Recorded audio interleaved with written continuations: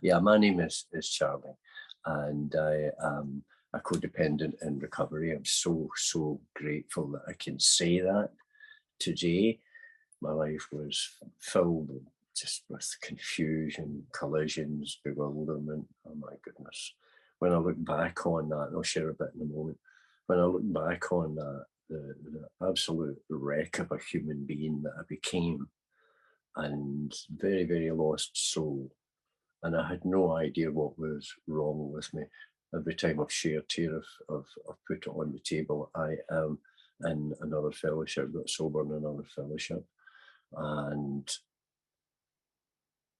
I've shared with Sharma and John. I had recovery, and I had a lot of healing, and I had a lot of growth in many areas of my life. But there was still a lot of pain there. There was still a lot of restlessness and irritability and discontentedness, plus a sack load of disasters that I was carrying around with me.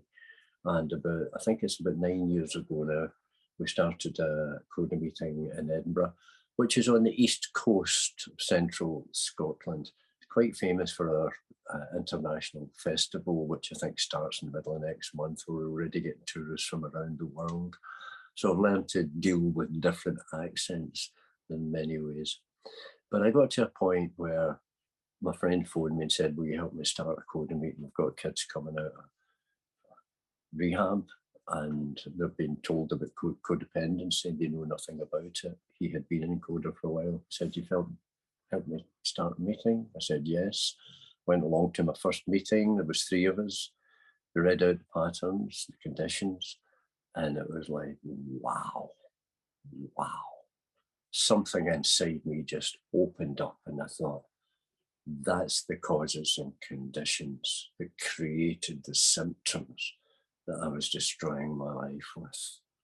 So that was my introduction to Codependence Anonymous. I came to recovery initially on the night of the 19th of January, 1973. So it's been over 50 years I've been around fellowship life. And I don't believe for 1 minute I would have lived this long had that not been the case. I'm in my 70s now. And I'm happy. I'm contented. I'm at peace with myself. But it didn't just happen. That didn't just happen, going to meetings. When Rona asked me if I would do a share, I jumped at it. I love coming to this meeting. I love the different accents and the various places people are in their recovery. And she said, do you like to share in a theme? I think I've done it on the traditions and on the steps before. And I said, yeah, there's a question that I keep getting asked by people from time to time, but it crops up. And the question is, are the promises real? And can they manifest for me? Different words are used, but it's the same thing they're asking. And I often say part of my early recovery, the confusion within it was, I didn't have a goal to work towards. I was still stuck in the madness and the pain of my addiction, deeply rooted compulsive behaviour, as CoDA calls it. But I found myself really quite quickly getting to the realisation that I had to have some kind of hope and some kind of vision. I had to have something to move towards, something I could measure my recovery by. And it dawned on me one day in another fellowship, they were reading the promises out, a slight difference in it, but basically the same thing. And I thought, right, I'm so busy looking back and looking at how far I think I have to go to achieve this strange thing they call serenity. To be happy, joyous, and free. How long will that take? That's just the way my head worked. But when I looked at the promises, I basically asked the same question. Will that work for me? Will I get these realizations in my own life? And my head immediately said no, because it had always said no to any chance to change and recovery. My ego just kept me stuck in the same place. So I often say to newcomers, stick around. We suggest 6 or 7 meetings to see if CoDA might be for you. And of course, that's a personal choice. So we are a program of attraction, not of promotion. We don't tell people what to do, especially in CoDA, where one of the main manifests of codependency is control. We allow people to find their own way. Some people come, some people go. Some people go and they come back. But I love it when someone begins to share. It really lifts my spirit that they're beginning to see. They may not use these words specifically, but when they begin to speak about that some of the promises are manifesting in their lives. I really do believe that the 12 steps and all of the fellowships offer 3 things. They offer a change in thinking, step 2, picked up in step 10. They offer an emotional rearrangement when that stuff comes out and begins to get released. And it's called the spiritual awakening. It's not as mystical as I thought it was when I first came. I thought it was all about, I had to be holy. I had never been holy in my life. But I thought, this is it, right? Okay, they've got me. It's a sect. I've got nowhere else to go. I've run out of places to go. My family don't want me. My wife's left me. She's took my daughter. I never did get them back. My parents don't want to talk to me. My 2 sisters shun me. Well, one completely shunned me. The other both put up with me to some extent. I felt lonely. I felt very, very lost. I was angry. I was frustrated, filled with bitterness and resentment, blaming particularly my father, who was a practicing alcoholic, and sadly died from that illness after many years of brain deterioration, health issues. Poor soul died, and I had been blaming him for everything that went wrong in my life. I blamed other people, places, and things. I saw myself as a victim. I saw myself as a casualty of life. I had no idea that I was contributing to my own misery on a daily basis because I didn't have a different way of seeing what the real problem was. It turned out to be codependency. I didn't see any way forward. I thought I was going to be stuck in this condition. So my head kicks in every now and again. I just go and have a drink, Charlie. What's the point? What's the point of this stuff? It was difficult. That's the kind of layout in the background. I got a sponsor. No, a sponsor got me. He got me. Invited me for a coffee one evening. And I was very suspicious of anyone who was kind to me. They had to have a motive there. There was a payoff at some point or other. And I often share this. He was a smoker. I was a smoker. I had no cigarettes and I had no money. I'm living in a hovel in the East End of Glasgow. And he said, you fancy going for a coffee, kid? He often called me kid. I didn't go for his pearls of wisdom. I went for the cigarettes and the coffee. And he was the first person to speak to me about what I now know as codependency as well as my alcoholism. He spoke about an illness, that I was perhaps ill. It wasn't that I was bad. Oh yeah, I'd done some very, very bad things and carried a lot of guilt, shame and remorse about them every day, sometimes through the night when I couldn't sleep. And he suggested that my problem might be centered in the mind and there was a spiritual solution, and it was a 12-step recovery journey. I'd heard people talk about it, and they were on banners at the side of the table, the steps. And I looked through them. I could barely read and write at that point in my life. I eventually went on to get 7.5 years of education as a result of recovery. But I kind of stumbled my way through them, and I thought, this is not for me. It's got this God stuff, and if there is a God, well, I'm going to the big bad fire. I was told that if I was a child, that I was going to be punished for the person that I was. And this man he said, no, you've been ill. If you've got what I've got, you've been ill. That deepened when I came to Codependence Anonymous, and I seen that had physical implications. And today I do have health issues. which I know stem from my mental, emotional, and physical stuff. But he was gentle and he was kind, never criticised me, never told me what to do, didn't try to control me. He wasn't looking for anything. I didn't realise he was just practising his 12th step. He was carrying the message to a much younger man who was still suffering. When I went to CoDA, it was like, wow, a weight had been lifted off.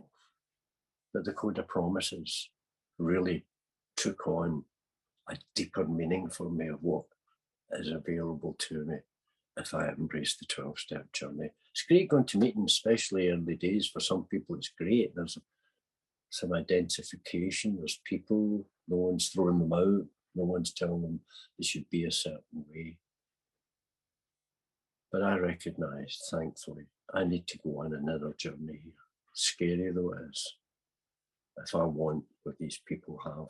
So I'm just going to have an amble through instead. If you have a green book, my front page is falling off. I don't know where it is, but I love the simplicity of this. So just to share my experience around the promises and how they have manifested for me, how they are real.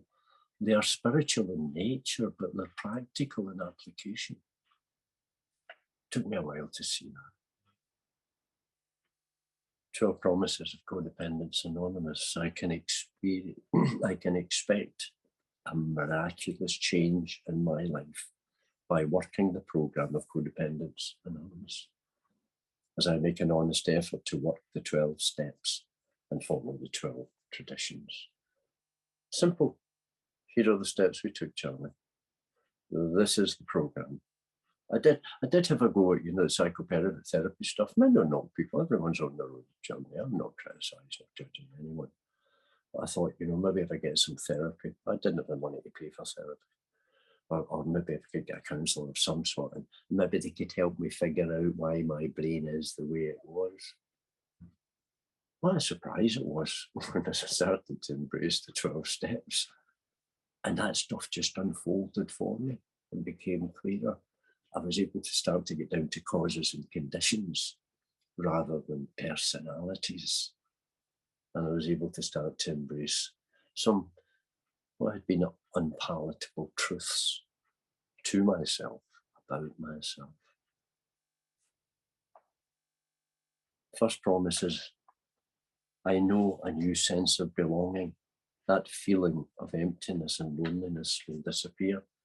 That tied in very much with step one for me, when I realised that I am powerless over other people and my life had become unmanageable. And there was not a soul I could sit down and discuss that with, because I would never have been able to articulate it in the first place. I didn't have the words, didn't have the vocabulary or the willingness to sit down and say to somebody, I think I'm insane. I think I'm broken. I think it's an American phrase, I'm a busted flush. I still don't know what that means, but it sounds about right. I'm lost. But when I go to meetings and I hear other people share, and they're giving me hooks to hang my experience on through identification. And the thing that blew me away was the honesty of these people and the courage that they had to be as honest as they were. And eventually, I was able to begin to stumble out my identifications with other people. They were kind to me. Oh, there were some people who were very ill. They really were. They were damaged souls themselves. I can look back on that. And I usually picked up some resentments against them. They don't like me. Was the classic one. But the ones who shared honestly, I joined that clan. And I was able to say, I'm driven by fear, self-seeking, self-delusion. I'm not drinking today, but I'm lost. I'm still carrying all the pain. Yeah, I've done a step 4 and a step 5. I took on a step 6 and 7. I even found the courage to do a step 8 and 9 and go out and try to make amends.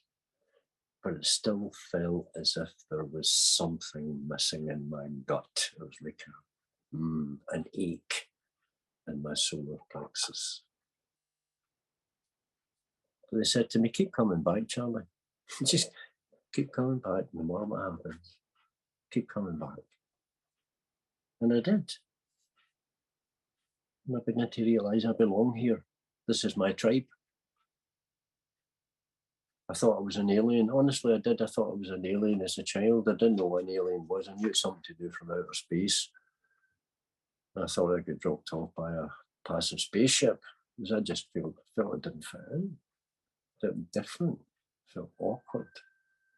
But along these people, I started to get a sense of connectedness. And the way I see codependency and every addiction, basically, it works in a particular way, just my understanding. It separates, and then it isolates, and then it destroys. This tradition is doing the reverse. It's allowing me to get a sense of belonging, sense of connectedness, sense of purpose, sense of many other things. And that feeling of emptiness, and especially loneliness, disappeared. I began to make friends, and we were meeting on an equal basis. Some of us were in a competition, you know. I'm not as sick as him or her, or, you know, still doing a lot of judging and criticising of other people. I learned in the traits of codependency, that was avoidance. That was denial. It was easier to look at other people, look down at them in order to feel better for myself. But as I continued going back and connecting and belonging, I began to realise we call ourselves a fellowship. Another way of putting that is we were all in the same boat. Different genders, different places, different accents, different climates in the country. But if we have this most deeply rooted compulsive behaviour, that's the commonality. I join together on the basis of an understanding of the problem. The rest of the steps begin to take me in to the solution and the fruits of the solution. In step 2, I am no longer controlled by my fears.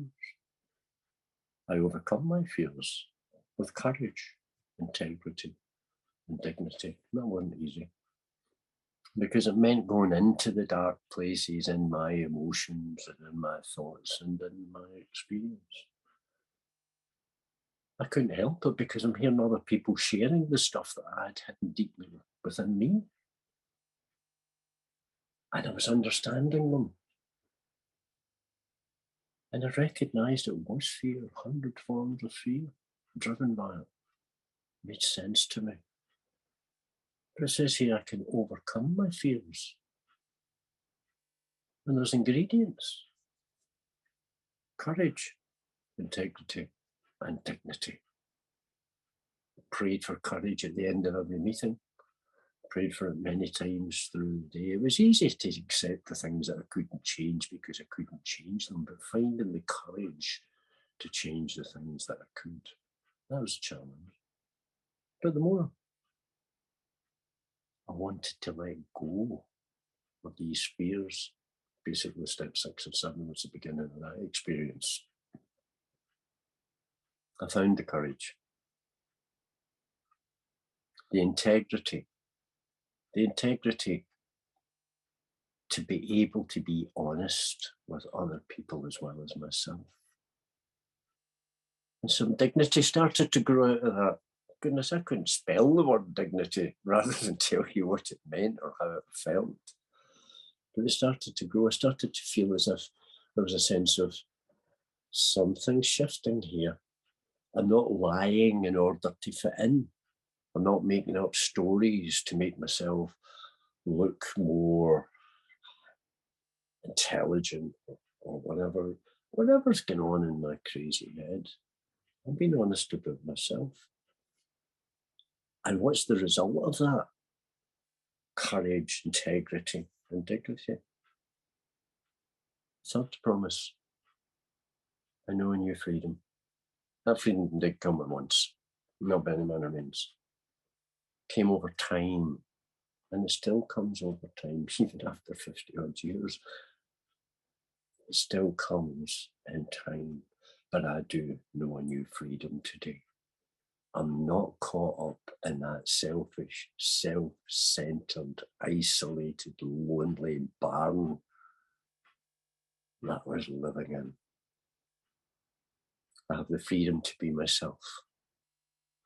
I have the freedom to let my yes be yes and my no be no. Love it. CoDA's great for it. Charlie, maybe you need some boundaries in your life. Because you're afraid. You're a people pleaser. You want to be accepted and loved. You wanted that when you were a child. God, this makes sense to me. But today I can say no. I did it the first time I shared here. There was a few people had, asked for my email number, and I said, no, I'm not giving out my email number. But not about being selfish. It's I don't have the time, and I have health issues, and I'm very, very busy life. But I wish them well. And said, perhaps you've got to go down your own route and ask yourself the questions that you might be asking me. That's a new freedom.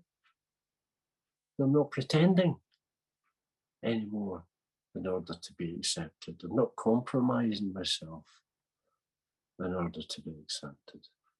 I don't need to be loved by other people. I am blessed. I am loved by other people. There's one of them sitting on the screen and looking into her face that I've known for 23 years. And I know I'm loved.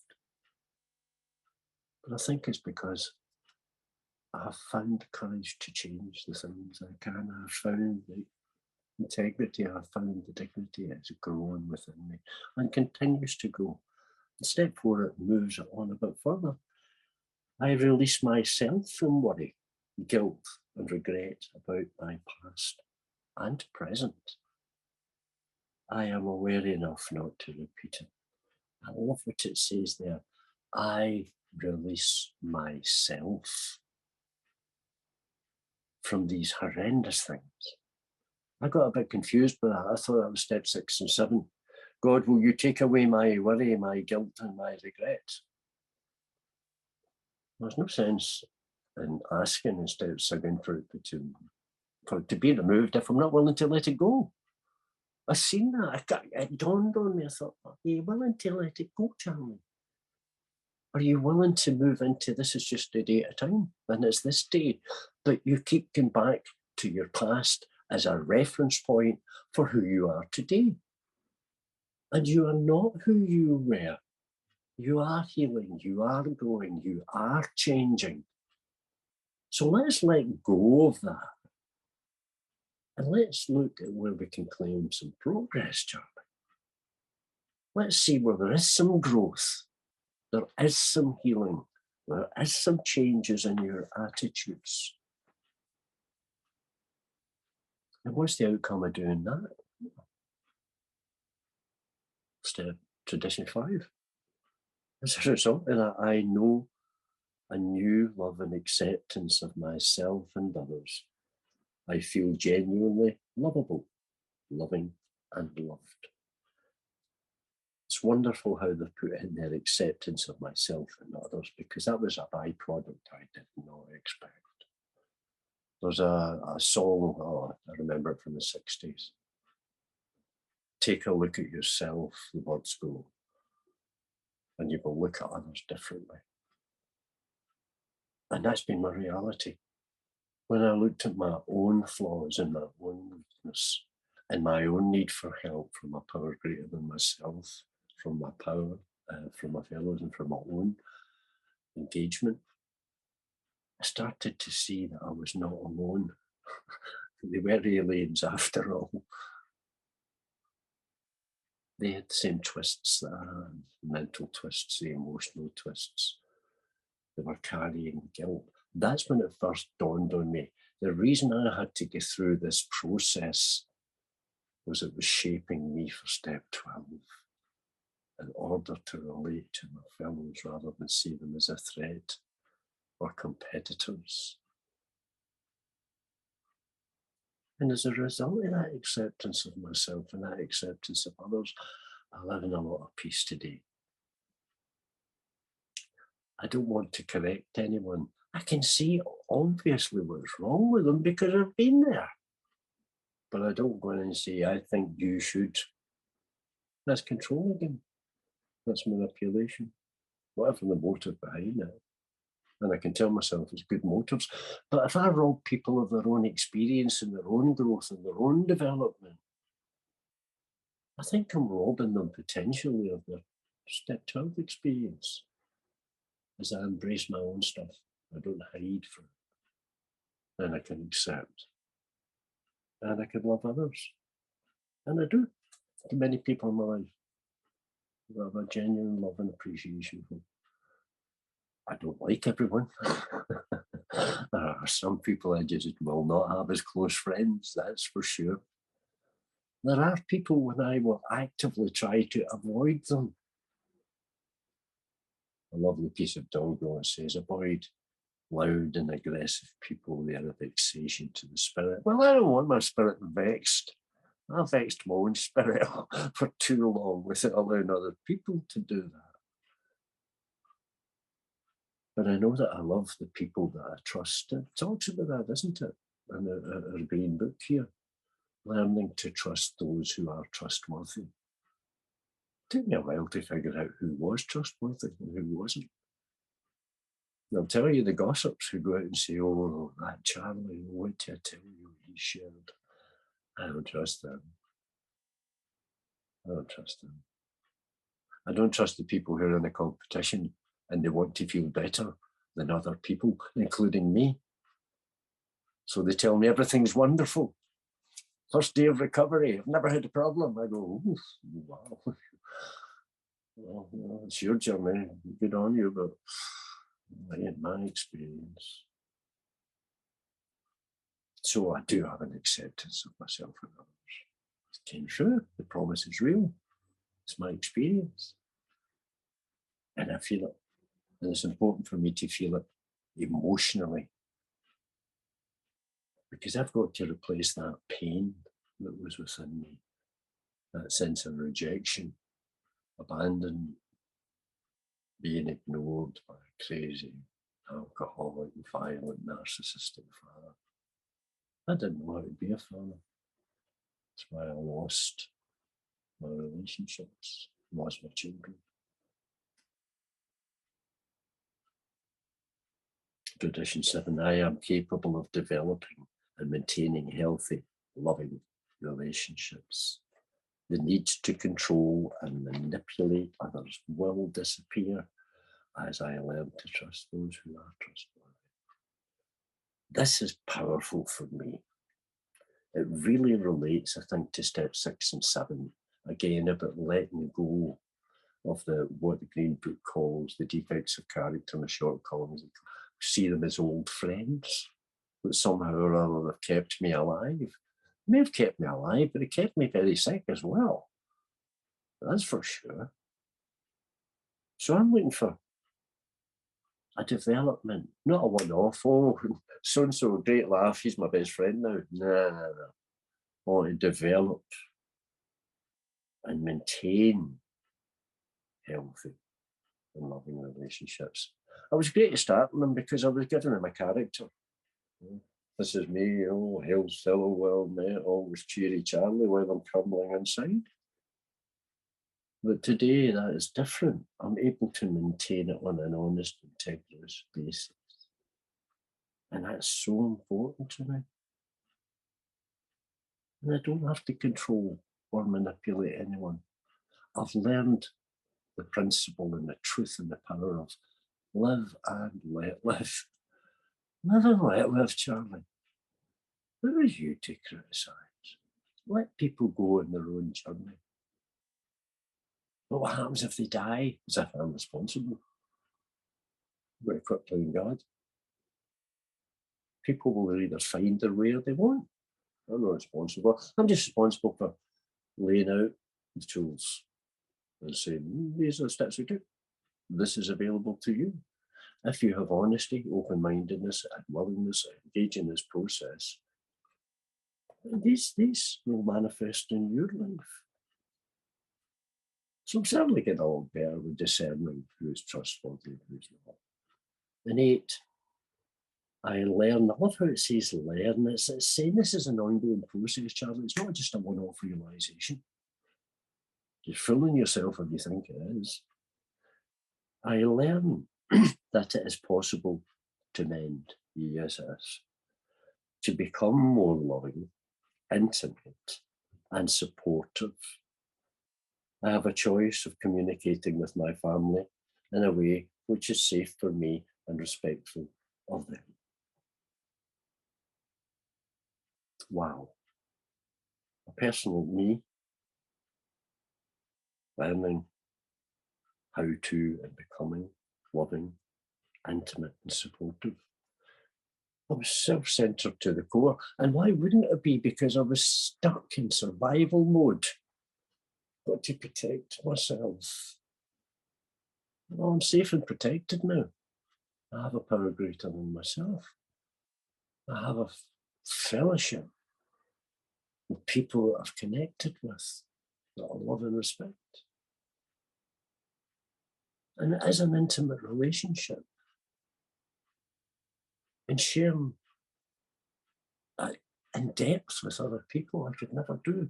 Now I can do it freely.